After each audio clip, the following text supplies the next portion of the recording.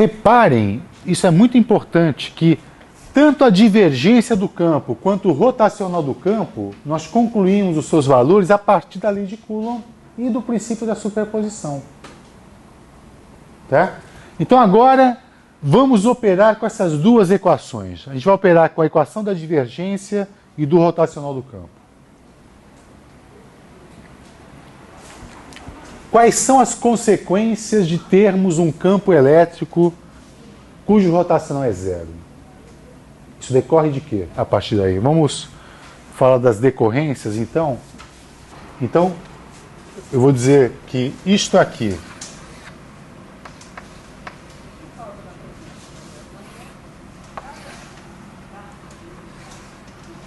então R, R', R menos R'. E aí a gente escreve que o campo elétrico é igual a 1 sobre 4πε0. Integral de ρ de R'.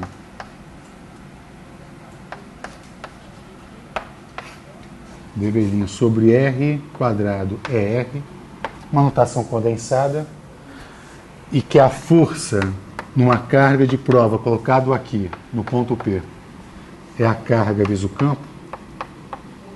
Isso aqui é a lei de Coulomb. Esta integral é o princípio da superposição, correto? Isso aqui é equivalente. Daqui eu extraio que a divergência do campo é igual a ρ sobre ε0 e que o rotacional deste campo gerado por cargas é igual a zero. O fato de ser linear, então, é verdade, é consequência da superposição. As equações lineares são equações que valem o princípio da superposição. Porque, na verdade, para você concluir o limite do contínuo, veio daquela soma. Primeiro a gente concluiu a soma de muitas cargas pontuais. Quer dizer, o campo gerado por várias cargas pontuais é uma soma. Aí, no limite do contínuo, você tem uma integral. É isso aí. Tá? Então isso aqui é eletrostática.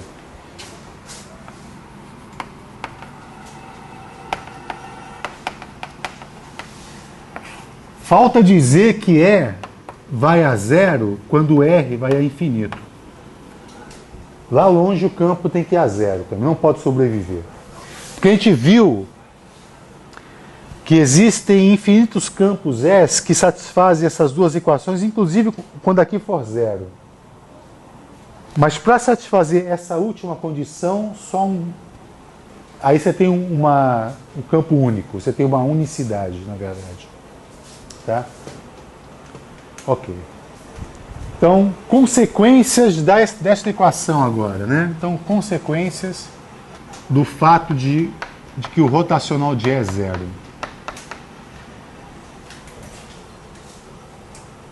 Se você integrar esta equação, integra, né? Você tem então que a integral do rotacional de E, por exemplo, numa superfície escalar ds, isso aqui é igual a zero.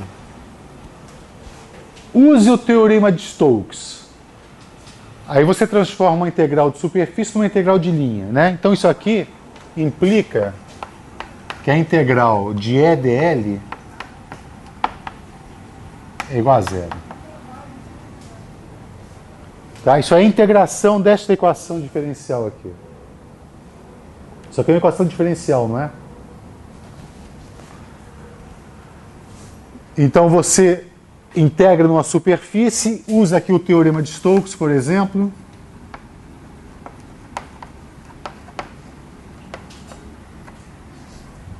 E aí você conclui que a integral de linha do campo elétrico é zero. Isso aqui é uma integral de linha, né? Uma integral de caminho. Ele é quase um trabalho, não é verdade? Se fosse uma força, isso aqui está dizendo que a integral de uma força num caminho fechado, que é o trabalho, é igual a zero. Isso define uma característica dessas forças. São forças conservativas. Então, isso aqui quer dizer que o campo elétrico gerado por cargas é um campo conservativo. Né? O campo elétrico.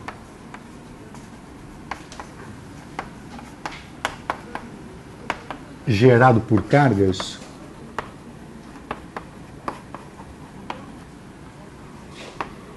Ah, porque existem campos que não são gerados por cargas?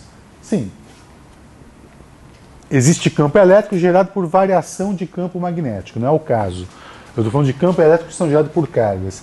O campo elétrico gerado por cargas é conservativo.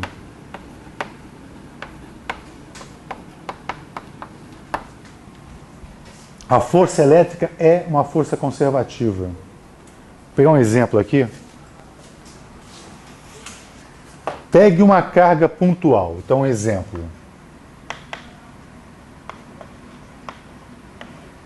Então, exemplo é uma carga pontual.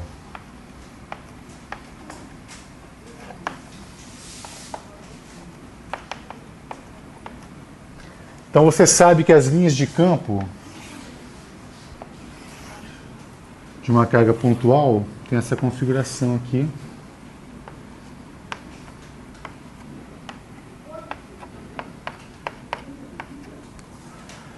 Está aqui uma carga fixa. Você pode pensar no campo como sendo força por unidade de carga, né? Ele é Newton por Coulomb, a unidade de campo.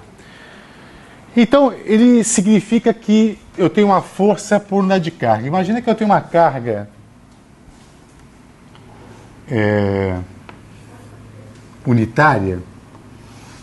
Vou desenhar mais uma linha aqui. Que começa aqui no ponto A. E eu quero calcular o trabalho realizado pela força elétrica num dado caminho. Por exemplo, esse caminho aqui. Ó. Entendeu? Eu vou de A até B, de B até C, de C até D, de D até E, de E até F, aí eu volto a A. Então, eu quero calcular o trabalho realizado pela força elétrica numa carga unitária que começa em A e volta para A por esse caminho aqui. Então, o trabalho, no caso de ser uma carga unitária, vai ser E escalar dl. Se é uma carga pontual, o campo E é o campo de uma carga pontual que a gente escreve assim, E igual a 1 sobre 4π ε0, Q sobre R2 na direção radial, correto? Então eu vou ter aqui Q sobre R2 na direção radial. Se eu estiver trabalhando em coordenadas esféricas, como é que é um deslocamento dl geral?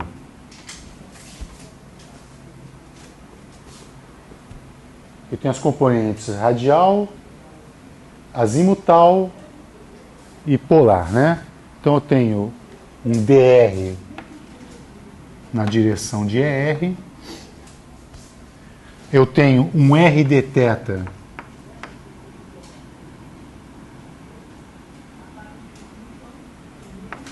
na direção θ. Qual é o último termo? R seno θ, dφ na direção F.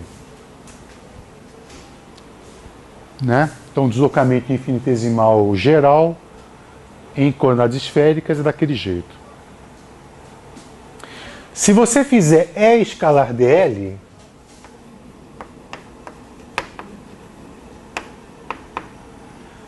repare que o único termo que colabora aqui no dl é esse termo de cá, não?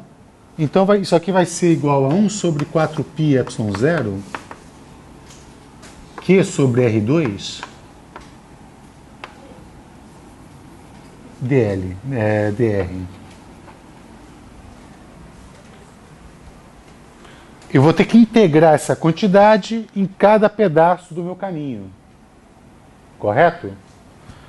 Então, por exemplo, ao integrar isto de A até B, Isso aqui vai me dar, então, a integral de 1 sobre R2 dr de A até D. Ao integrar de B até C, isso vai dar quanto? Vai dar 0. Por quê? Porque não muda o raio. Né? Em outras palavras, a força é perpendicular ao deslocamento. Ao integrar de C até D, existe uma contribuição que é 1 sobre R, integrado de C a D. Então, na integral de A até D, o que contribui é o segmento AB mais o segmento CD, que seria igual a eu ter um segmento de A até D direto aqui, correto? Muito bom. A integral de D até E vai dar 0. E depois eu tenho uma integral de E até F, que é exatamente igual à integral de A até D, só que com o sinal trocado. Está vendo isso? Então, se eu integrasse de A até D, eu obteria o mesmo valor da integral de E até F com o sinal trocado. E se eu somar todas essas contribuições, eu vou ter como resultado 0. Tá? Isso caracteriza o fato de que a força é conservativa. Então, a integral total de E dl, isso aqui vai ser igual a 0. Entenderam isso ou não? Tá? Ela é uma força conservativa. Que outras forças conservativas você conhece na natureza? Gravitacional. Me dá mais um exemplo aí. A força elástica é uma força conservativa. A força elástica, quando você escreve assim, menos KR,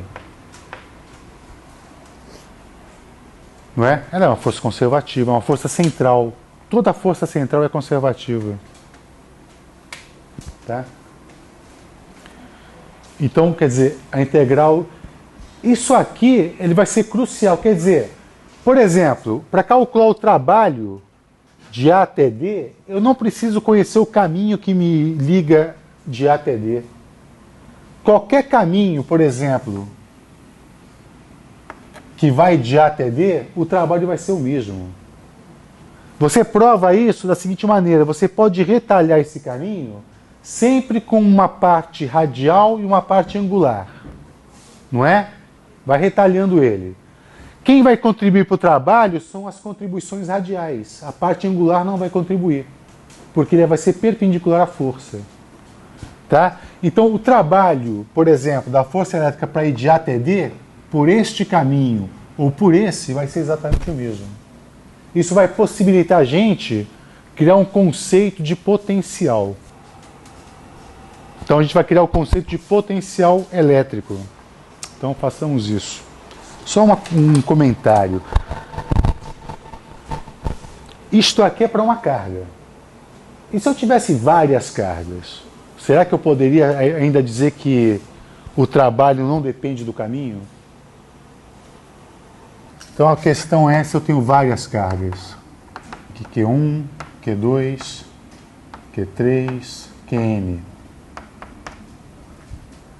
Como é que eu mostro que o campo gerado por N cargas também é conservativo? Eu faço o seguinte, olha. Eu mostro que essa integral de EdL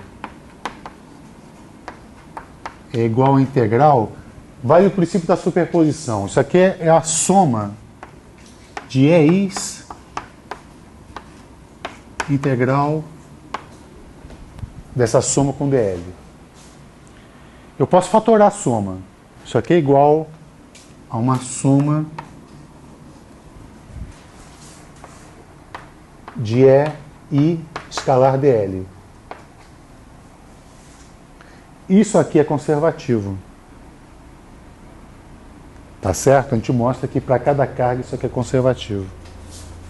Então isso aqui é uma soma de contribuições de forças conservativas, que é conservativo.